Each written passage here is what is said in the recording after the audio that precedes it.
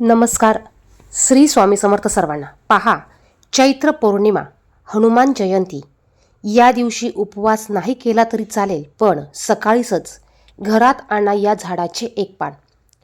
यामुळे शत्रू तुमच्या समोर लोटांगण घालेल. घराची, मुलांची, पतीची भरभरून प्रगती होईल. नमस्कार. तुमच्या सर्वांचं आपल्या ह्या यूट्यूब चॅनलवर खूप खूप स्वागत आहे. बघा, 2 एप्रिल या दिवशी चैत्र पौर्णिमा आहे. या दिवशी हनुमान जयंती देखील आहे. उद्याचा सूर्योदय तुमच्या आयुष्यात एक नवा चमत्कार घेऊन येणार आहे. उद्या चैत्र शुक्ल पौर्णिमा म्हणजेच नुसती पौर्णिमा नाही, तर आपल्या सर्वांचे लाडके संकटमोचन रामभक्त हनुमान जी यांची जयंती देखील आहे. बघा, या दिवशी आपण अत्यंत उपयुक्त असे उपाय सेवा करू शकतो. बघा, या दिवशी तुम्हाला जर का उपवास करायचा असेल तर तुम्ही उपवास देखील करू शकतात. ज्यांना उपवास करणं शक्य असेल त्यांनी उपवास करायचा आहे. ज्यांना शक्य नसेल त्यांनी उपवास नाही केला तरी चालेल. आपण त्यांच्या काही सेवा करून, उपाय करून मारुती रायांचे आशीर्वाद प्राप्त करू शकतो. बघा, जे काही अशा विशिष्ट तिथी असतात, या तिथीला आपण आपल्या अडचणी दूर करण्यासाठी छोटे छोटे उपाय आपण करू शकतो. आणि त्यातल्या त्यात हनुमान जयंती पौर्णिमा, चैत्र पौर्णिमा ही गुरुवारी आल्यामुळे हा एक संयोग तयार होत आहे. आणि या दिवशी तुम्ही ज्या पण काही सेवा कराल, उपाय कराल, याचं फळ तुम्हाला हे 100% बघायला मिळणार आहे. सकाळी आपल्याला हनुमान जयंतीच्या दिवशी सकाळी आपल्याला सूर्योदयावर उठायचं आहे. बघा, ब्रह्ममुहूर्तावर उठायचं आहे आणि आपल्याला एका झाडाचं पान तुम्हाला घरी घेऊन यायचं आहे. आता हे केवळ एक पान नाही, तर हे साक्षात हनुमानजींचं एक कवच आहे. हे एक पान तुमच्या घरात आणल्यानंतर अवघ्या 24 तासात तुमच्या आयुष्यातील जी काही गरिबी असेल, तुम्हाला जो काही लागलेला त्रास असेल, बाधा असेल, नजरबाधा असेल, वर्षानुवर्षे चालत आलेली पीडा असेल, ही संपूर्ण जळून भस्म होईल. जे काही शत्रू आज तुमच्या प्रगतीवर जळतात, ते शत्रू उद्या तुमच्यासमोर लोटांगण घालतील. तुमच्या पतीच्या व्यवसायात, नोकरीत अशी भरभराट होईल आणि तुमच्या मुलांची देखील प्रगती पाहून आश्चर्य सर्वांना वाटेल. इतका प्रभावी असा हा उपाय आहे. यामुळे घराची प्रगती होईलच, तुमची देखील प्रगती होईल आणि तुमच्यात घरातील सर्वांची प्रगती होणार आहे. आता हा उपाय नेमका काय आहे? आता हे झाड कोणतं आहे आणि या झाडाचं पान तुमचं नशीब कसं उजळवणार आहे, हे आपण आजच्या व्हिडिओमध्ये पाहणार आहोत. त्यामुळे व्हिडिओ कुठेही स्किप करू नका, संपूर्ण बघा. आणि जर तुम्ही चॅनेलवर नवीन असाल तर चॅनेलला सबस्क्राईब करा. कमेंट बॉक्समध्ये ओम ही हनुमंताय नमः किंवा जयराम श्रीराम जय जयराम नक्की लिहा. बघा, तुमच्या कुटुंबावर हनुमानजींची कृपादृष्टी ही कायम राहणार आहे. तर बघा, आता आपल्याला हा उपाय स्वतःला करायचा आहेच. त्याचप्रमाणे जे गरजू लोक असतील, ज्यांना खरंच या उपायाची गरज असेल, अशा लोकांना देखील आपण हा व्हिडिओ शेअर करायचा आहे. आणि उपाय करताना आपल्याला हा उपाय पूर्ण श्रद्धा, आपली भक्ती ठेवून हा उपाय करायचा आहे. त्याचप्रमाणे कमेंट बॉक्समध्ये तुम्हाला ओम नमः शिवाय किंवा ओम नमो भगवते वासुदेवाय नक्की लिहायचं आहे. कारण हनुमान हे एक रुद्राचे, भगवान शिवाचे अवतार आहेत. त्याचप्रमाणे पौर्णिमा तिथी माता लक्ष्मी आणि श्रीहरी भगवान विष्णू यांना अतिशय प्रिय आहे. त्याचप्रमाणे आता ही पौर्णिमा सर्वात मोठी पौर्णिमा मानली जाते. पौर्णिमेच्या दिवशी माता लक्ष्मीला प्रसन्न करण्यासाठी आपण अनेक उपाय करू शकतो. या दिवशी सूर्य आणि चंद्र अशा एका विशिष्ट कोनात येतात की पृथ्वीवर सात्विक ऊर्जेचा हा महापूर येतो. आणि याच पावन तिथीला जेव्हा नक्षत्रांची स्थिती जुळून येते, तेव्हा साक्षात शंकराचे 11वे अवतार आणि भगवान विष्णूंचे परमप्रिय भक्त हनुमानजी यांचा जन्म झाला आहे. बघा, तुम्हाला अजूनही ही एक गोष्ट माहिती नसेल. बघा, उद्याच्या दिवशी निसर्गातील एक विशिष्ट झाडाची शक्ती 1000 पटीने वाढलेली असते. या झाडाचा एक छोटासा अंश, एक छोटं पान सुद्धा तुमच्या आयुष्यात अनेक चमत्कार घडवू शकतात. तुमचं नशीब हे पलटू शकतं. आज अनेक जणांना आपण रडताना बघतो किंवा अडचणीत असताना बघतो, किंवा पैशासाठी आर्थिक अडचणीसाठी त्रासलेलं आपण बघत असतो. आपण कितीही कष्ट केले, रात्रंदिवस एक केला, तरी घराची बरकता वाढत नाही, घरात प्रगती होत नाही, आर्थिक अडचणी दूर होत नाही. आणि अशा बऱ्याच गोष्टी असतात की ज्यामुळे घरात चिडचिड होत असते, विनाकारण चिडचिड होत असते. घराची प्रगती कुठेतरी खुंटलेली असते, शिक्षणात प्रगती होत नसते.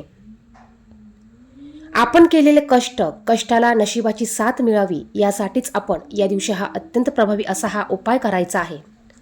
तुमच्या घराला लागलेली इडापिडा किंवा कोणाची तरी वाईट नजर असेल, कोणाच्या तरी हेवा दावा किंवा तुमच्या घराभोवती असलेली नकारात्मक ऊर्जेचं वलय तुमच्या प्रगतीला सारखं कुठंतरी आडवत असेल, जेव्हा बाहेरची एखादी वाईट शक्ती तुमच्या घराला घेरते, तेव्हा माता लक्ष्मी आपल्या उंबरट्यावरून मागे फिरते. पण उद्या एक असा आपल्याला दिव्य पानाचा उपाय घरात करायचा आहे की ज्यामुळे केवळ त्याच्या सुगंधाने आणि घरात असण्याने त्या सर्व वाईट शक्ती, ती अलक्ष्मीचा जो काही वास आहे, तो ज्या घरात काही बाहेरच्या बाधा आहेत, त्या नजरबाधा असतील, त्या सर्व काही पळ काढणार आहे. असं कोणतं झाड आहे ज्याच्या मुळाशी स्वतः भगवान विष्णू वास करतात आणि ज्याच्या पानावर हनुमानजींचा आशीर्वाद आहे, ज्या झाडाला पाहून साक्षात रामचंद्र प्रभू सुद्धा प्रसन्न व्हायचे. बघा, आपल्याला उद्याच्या दिवशी या झाडाचं पान घेऊन यायचं आहे. बघा, तुम्ही अनेक वेळा पूजेमध्ये किंवा गुरुवारी आपण केळीच्या झाडाची पूजा करतो, हे तुम्ही ऐकलं असेल. पण हनुमान जयंतीला या झाडाचं महत्त्व हे अधिक आहे. बघा, हनुमान जयंतीच्या दिवशी केळीच्या झाडाला अतिशय महत्त्व आहे. शास्त्रात अशी एक सुंदर कथा आहे, जेव्हा हनुमान जी लंका दहन करून आले, तेव्हा त्यांच्या अंगाची लाहीलाही होत होती आणि त्या उष्णतेने व्याकुळ झालेल्या मारुतीरायाला सर्वात जास्त शांतता आणि शीतलता कुठे मिळाली असेल तर ती म्हणजे कदलीवनात, अर्थात केळीच्या बागेत. हनुमानजींना केळी अत्यंत प्रिय आहेत. केळीचं झाड हे शीतलता देणारं आहे आणि हनुमानजी हे साक्षात रुद्रावतार म्हणजेच तेज स्वरूपात आहे. तुम्हाला उद्या केळीचं एक स्वच्छ पान तुमच्या उंबरट्याच्या आत आणायचं आहे. बघा, तुम्हाला केळीच्या झाडाचं पान तुम्हाला उंबरट्याच्या आत आणलं तर समजा तुम्ही प्रत्यक्ष हनुमानजींना आणि भगवान विष्णूंना आपल्या घरात वास्तव्यासाठी आमंत्रित केलं आहे. जिथे केळीचं पान असतं तिथे नकारात्मकता टिकून राहत नाही.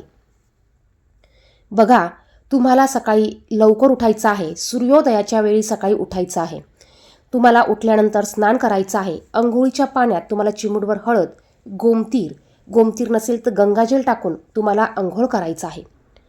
या दिवशी शक्य असल्यास आपल्याला पिवळे वस्त्र, लाल वस्त्र परिधान करायचं आहे, कारण या दिवशी पौर्णिमा देखील आहे. पौर्णिमा तिथी भगवान श्रीहरी विष्णू यांना अतिशय प्रिय आहे. तुम्हाला जिथे केळीचं झाड असेल तुम्हाला तिथे जायचं आहे. जाताना आपल्याला केळीच्या झाडाजवळ गेल्यानंतर आपल्याला हे वृक्ष देवता, मी माझ्या घराच्या रक्षणासाठी आणि प्रगतीसाठी तुमचं एक पान सोबत नेत आहे, मला आशीर्वाद द्या, असं हात जोडून म्हणायचं आहे आणि त्यानंतर आपल्याला पान आणायचं आहे. बघा, त्या झाडाचं एक लहान कोवळं आणि अतिशय स्वच्छ पान आपल्याला आदरपूर्वक घरात घेऊन यायचं आहे. लक्षात ठेवा, ते पान कुठेही फाटलेलं नसावं, डागलेलं नसावं, खराब झालेलं नसावं. आपल्याला व्यवस्थित काळजीने स्वच्छ पान घरात घेऊन यायचं आहे. हे पान घरी आणल्यानंतर आपल्याला पानाला स्वच्छ पाण्याने धुवून घ्यायचं आहे, त्याला शुद्ध करून घ्यायचं आहे किंवा गंगाजल आपल्याला पाण्यात टाकून त्या पाण्याने आपल्याला हे पान स्वच्छ करून घ्यायचं आहे. यामुळे त्या पानातील जे काही दैवी चैतन्य असतात ते चैतन्य जागृत होईल. त्यानंतर सर्वात महत्त्वाचं म्हणजे आपल्याला एका वाटीत थोडा पिवळा गंधक किंवा चंदन घ्यायचं आहे. यामध्ये आपल्याला थोडंसं चमेलीचं तेल किंवा गंगाजल आपल्याला मिक्स करायचं आहे.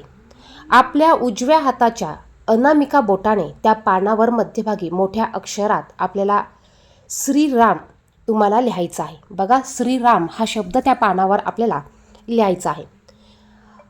बघा, हनुमानजींच्या अपाट शक्तीचं गुपित कशात आहे ते त्यांच्या गदेत नाही तर ते राम या नामात आहे. शास्त्रात लिहिलं आहे, राम न सकही नाम गुणगाई, अर्थात खुद राम प्रभू सुद्धा राम नामाचं महत्त्व पूर्ण सांगू शकत नाही.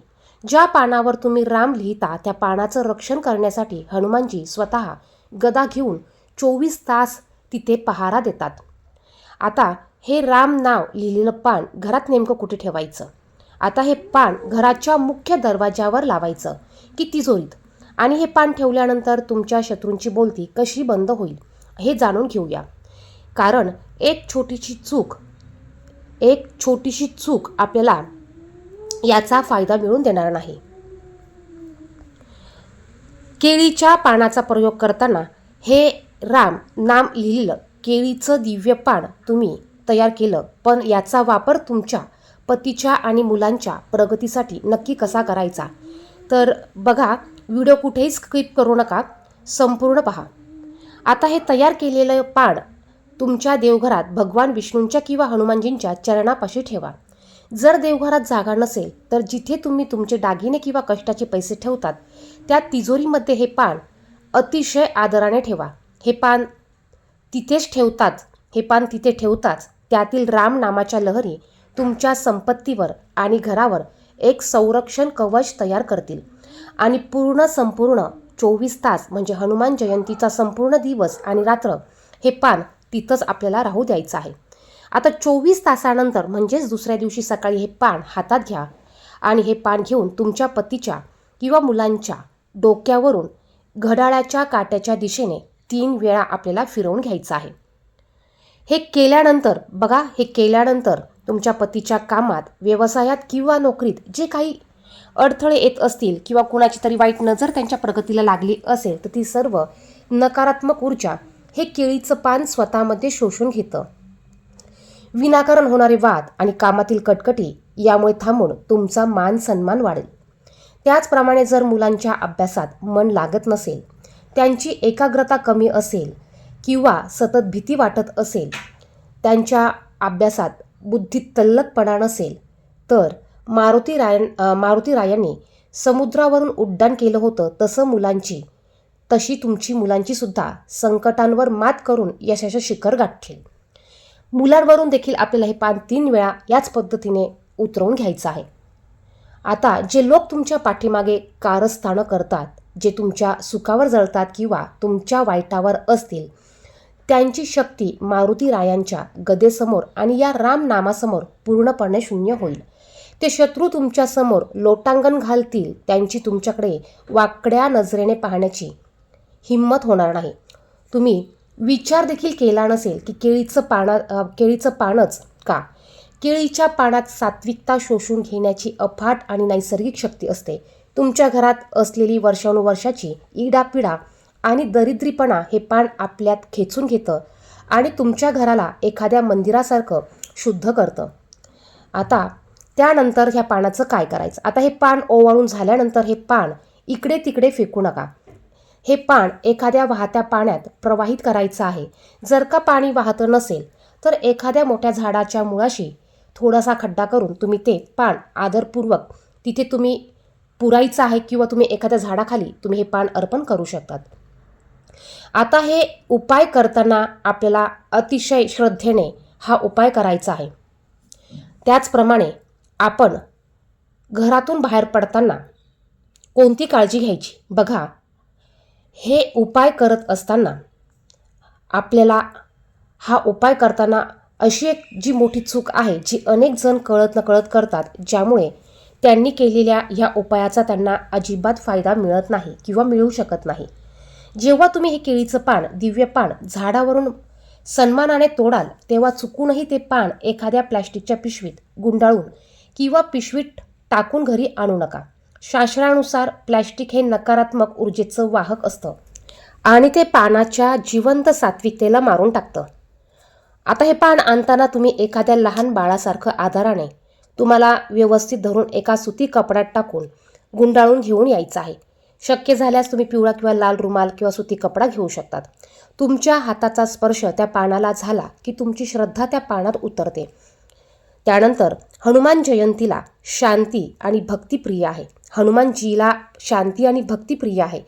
उद्याच्या संपूर्ण दिवशी घरात कोणाचीही उच्च स्वरात बोलू नका, भांडण तंटा करू नका, वाद घालू नका. विशेषतः महिलांनी ह्या गोष्टी आवर्जून पाळायच्या आहे. कारण बघा, स्त्री घराची चालती बोलती लक्ष्मी असते. जर उद्या तुम्ही रागवलात, चिडचिड केली किंवा घरात ओरडाआरडी केली किंवा आवाज करून बोलला, तर तुम्ही जो काही उपाय करणार आहे ह्या उपायांचा तुम्हाला अजिबात इफेक्ट होणार नाही किंवा या उपायांचा तुमच्यावर कुठलाही परिणाम होणार नाही. त्यामुळे उपाय करण्याच्या दिवशी घरात आपल्याला शांतता ठेवायची आहे, घरात सात्विक वातावरण ठेवायचं आहे. उद्याच्या दिवशी तुम्हाला जास्तीत जास्त श्रीराम श्रीराम तुम्हाला तोंडाने बोलायचं आहे, नामस्मरण करायचं आहे. केळीचं पान तुम्ही तुमच्या देवघरात किंवा तिजोरीत ठेवाल तेव्हा ही करताना तुम्हाला श्रीराम श्रीराम तुम्हाला ह्या मंत्राचा जप करायचा आहे, जेणेकरून घरातलं वातावरण सकारात्मक राहील. तुम्ही केलेल्या उपायाचं संपूर्ण फळ तुम्हाला भेटेल. त्याचप्रमाणे हनुमानजी गदा घेऊन तुमच्या मुख्य उंबरठ्यावर पहारा देत आहेत. तुम्हाला असं वाटेल की आता तुमच्याकडे कोणीच वाकडं नजरेनं पाहू शकणार नाही किंवा तुमचं वाकडं करू शकणार नाही. तुम्हाला असा अनुभव बघायला मिळेल. त्याचप्रमाणे पौर्णिमा तिथी आहे, चैत्र पौर्णिमा आहे. पौर्णिमा तिथी म्हणजे माता लक्ष्मीचा हा दिवस आहे. माता लक्ष्मीला प्रसन्न करून घेण्यासाठी आपल्या घरात सुखाचे, आयुष्याचे, समृद्धीचे, प्रगतीचे दरवाजे उघडण्यासाठी आपल्याला या दिवशी माता लक्ष्मीची देखील सेवा करायची आहे. माता लक्ष्मीचे काही उपाय माहिती असतील ते उपाय तुम्हाला करायचे आहे. स्तोत्र मंत्र याचं पठण तुम्हाला शक्य झाल्यास तुम्हाला करायचं आहे.